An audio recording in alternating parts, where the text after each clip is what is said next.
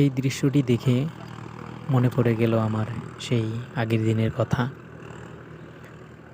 তখন আমি আমার বাবার সাথে যেতাম জমিতে। বাবা কাজ করতো, আমি দেখতাম এবং জমির আইলে বসে আইল ভেঙে দিতাম, বাবার সাথে কাজ করতাম। কাজের চেয়ে আকামটাই বেশি ছিল, যদিও আজ আমার বাবা নেই, আর যাওয়া হয় না। কতই সোনালি অতীত ছিল সেটা। আজকে দেখুন আমার জমির পাশেই সবাই কাজ করতেছে, বাবা নেই, আমি এখন বড়, নিজেই কাজ করতে হচ্ছে। আমি যখন ছোট ছিলাম তখন এই জমির আইলে বসে পানি ছেড়ে দিতাম।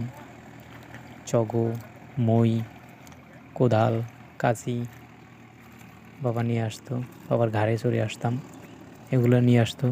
ওগুলো দিয়ে আমি কাজ করাচ্ছে ভেঙে দিতাম, খেলা করতাম জমিতে, বাবা কাজ করতো। আজকে সেই দৃশ্যটা আমার দেখেই মনে পড়ে গেল। ওই বাচ্চাটা, তার বাবা মই টানছে, সে বসে আছে। কত সুন্দর, কত সুন্দর একটা দৃশ্য, প্রাকৃতিক দৃশ্য। আপনাদেরও এরকম যদি ইতিহাস বা এরকম স্মৃতি মনে পড়ে থাকে, কমেন্টে লেখেন, একটু শেয়ার করি। ছোটোবেলায় আপনি কি করছেন? খেলার চেয়ে আপনি দুষ্টামি বেশি করতেন নাকি কাজ করতেন ছোটো বয়সে? একটু কমেন্ট করে জানান দেখি।